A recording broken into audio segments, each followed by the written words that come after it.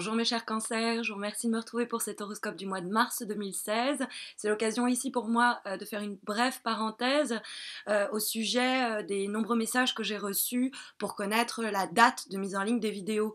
Je vous invite toujours quand vous interrogez à ce sujet de consulter ma page Facebook où vous aurez des informations sur la période à laquelle les vidéos seront justement mises en ligne parce que vous êtes assez nombreux et ça me prend du temps de vous répondre à tous individuellement. Donc en plus sur Facebook j'organise chaque mois un concours mensuel, bah oui chaque mois, pour vous permettre de remporter un tirage personnalisé gratuit. Donc n'hésitez pas à me suivre sur Facebook. Alors que nous réserve cet horoscope du mois de mars, que nous réserve le mois de mars pour les signes du cancer? On a un tirage assez dynamique et assez clair hein, sur, on va dire, ce qui vous serait profitable ce mois, les voies à emprunter, les comportements qui vous seraient bénéfiques, pour lesquels il serait bon d'opter, on va dire.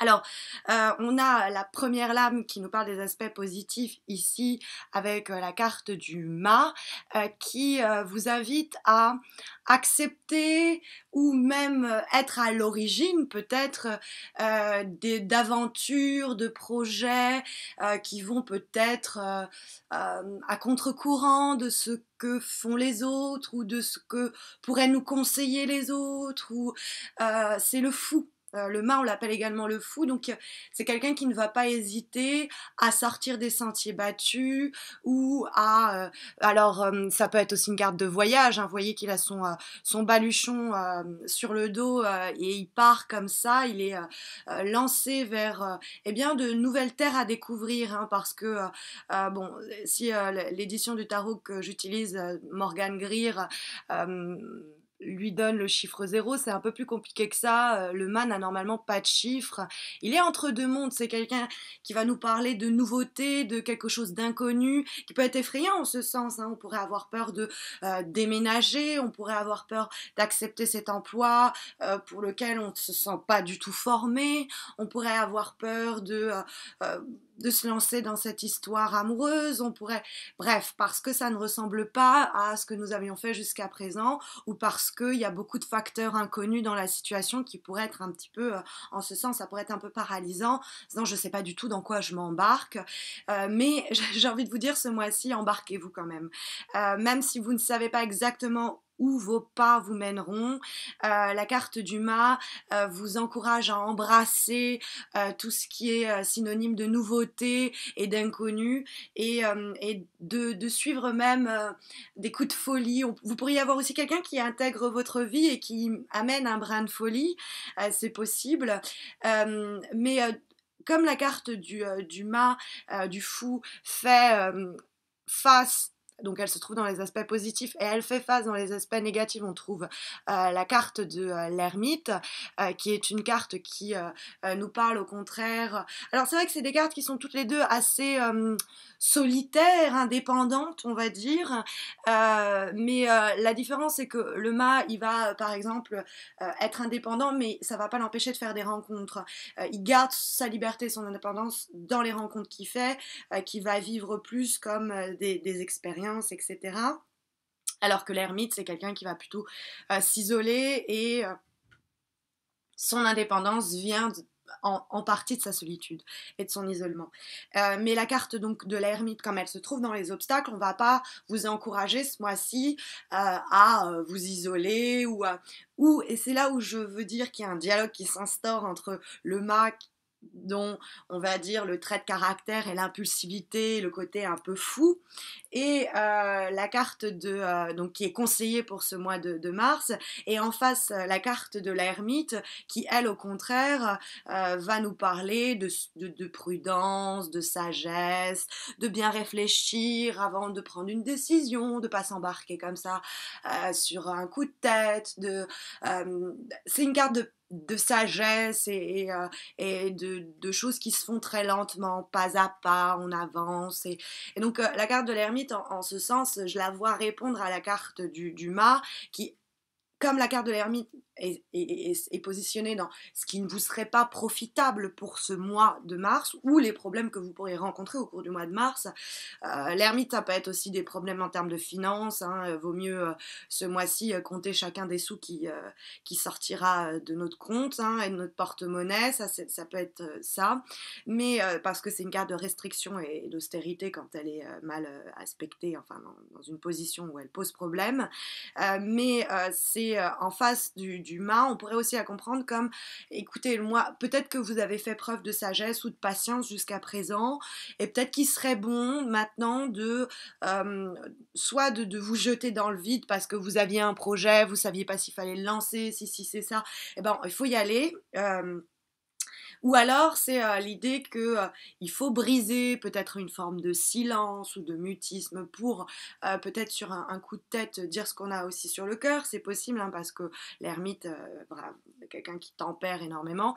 Mais donc moi je le lis comme ce mois-ci il vaudrait mieux privilégier l'instinct que l'esprit. C'est-à-dire, et ça on va le retrouver avec la carte du diable et en plus la carte de l'amour. Alors c'est vrai que ça pourrait être un tirage qui est très affectif, hein, qui répond à des questions d'ordre très sentimental, puisque au-dessus en carte de vibration, en plus ça c'est le célibat, c'est la chasteté, c'est bon, et on a avec l'amoureux et le diable un tirage qui pourrait plutôt nous dire au contraire, eh bien allons-y, quoi, que les instincts et que les désirs soient assouvis, on peut dire ça comme ça, et l'ermite qui est dans la restriction et qui va se mettre une ceinture de chasteté et déconseiller, on va plutôt vivre les aventures comme elles se présentent et voilà, être un peu plus hédoniste qu'autre chose. Ça pourrait être une manière très poétique de lire ce tirage, mais de façon plus concrète, vous savez comme je suis, je préfère essayer de répondre à des questions plutôt de tous les jours. La carte au-dessus de l'amoureux, c'est une carte qui nous parle d'amour, hein, ça c'est évident. Alors dans l'édition de Morgan Greer, on le voit mal ou on le voit moins, on le voit pas du tout. C'est une carte aussi qui nous parle de choix. Et c'est pour ça que c'est intéressant avec ce choix qui trône au-dessus, de se demander en fait s'il y a une décision importante à prendre au cours de ce mois, est-ce que le tarot vous dit pas en fait, vous délivre pas des conseils en vous disant bon bah il serait plus profitable de suivre ses instincts plutôt que de trop réfléchir, peut-être il faudrait un petit peu être un peu plus fou dans sa prise de décision et moins sage, ou en tout cas écouter son cœur et ses désirs, parce que l'amoureux c'est quand même une carte qui nous parle des désirs assouvis ou des désirs que l'on souhaite assouvir, et quand la carte se trouve comme ça en vibration et qu'elle fait que vient lui répondre la carte du diable, on a, alors c'est vrai, on pourrait avoir effectivement, hein, des tromperies, des infidélités, on va pas se voiler la face parce que le diable qui répond à l'amoureux, on le voit mal encore dans l'édition de Morgan Greer, mais ça peut être des relations triangulaires, ça peut nous parler d'adultère, ça peut nous parler d'infidélité. Bon, je le dis quand même. La carte du diable aussi, c'est une carte qui est très bon aspect quand on attend une rentrée d'argent, quand bon, c'est une carte qui représente tout ce qui est finance, et donc qui peut nous dire on va faire un choix qui va être juteux, hein, financièrement ou quoi, mais je le lis quand même avec cette énergie là qu'on a qui fait front à l'ermite, cette idée où il faut suivre ses instincts, il faut suivre ce que vos tripes vous disent de faire, quoi. Il y a un peu comme ça d'être un peu plus impulsif peut-être ce mois-ci dans ou un peu plus centré sur ses désirs dans ses prises de décision. Alors on a une dernière carte qui va compléter ce message. Ça fait un an pratiquement jour pour jour que j'ai fait mon entrée sur YouTube, et pour célébrer ça j'ai décidé de faire entrer une 5e carte que certains considéreront comme une carte de synthèse, que moi j'estime être plutôt comme une carte de conseil, une carte sur laquelle méditer au cours du mois, et qui a été tirée avec le tarot d'Osho Zen, qui est en fait une relecture des 78 lames du tarot de Marseille, à la fois mineure et majeure, et on va dire que c'est là la nouveauté. Et c'est une relecture de ces lames de façon un peu plus on va dire spirituelle, etc. Et ici, pour ce mois de mars, on a la très jolie carte, et vous allez voir que ça fait énormément écho à ce tirage, on a la très jolie carte du succès, qui en fait correspond au 6 de bâton. Je vais la mettre plutôt ici pour que vous l'observiez mieux. La carte du succès, on a ce personnage, bon, le nom de la carte parle d'elle-même, si je peux me permettre, mais c'est une carte qui nous parle de justement, c'est un petit peu arriver à...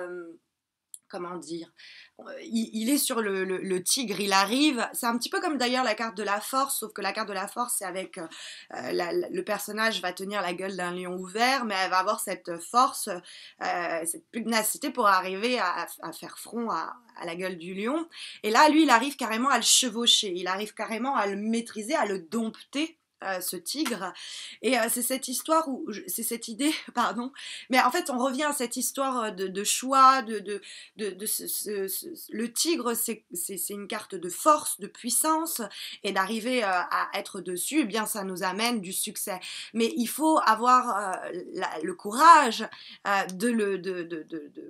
de vouloir grimper sur ce tigre pour pouvoir le chevaucher.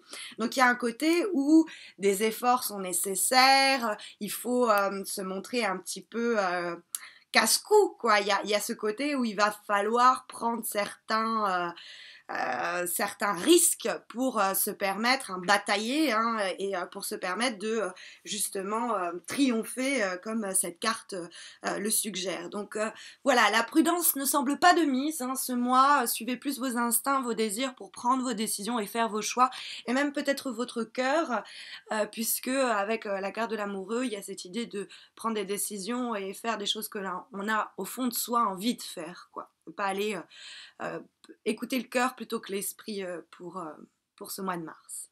Voilà, je vous remercie parce que voilà, cette 5e carte, vous la verrez pour les mois prochains. Elle arrive et elle continuera à être présente. Comme je vous disais, vous êtes à présent plus de 4000 à me suivre sur YouTube. Vous êtes plus de 1500 sur Facebook. Mes vidéos ont été vues plus de 500 000 fois. Je suis vraiment touchée de voir que la communauté ne cesse de croître, et c'est ma manière de vous remercier. Il y aura forcément de nouvelles choses qui apparaîtront. Alors n'hésitez pas à vous abonner à ma chaîne YouTube si ce n'est pas encore fait. Et puis je vous retrouve à la fin du mois de mars pour les horoscopes d'avril. D'ici là, prenez soin de vous. À bientôt, j'espère.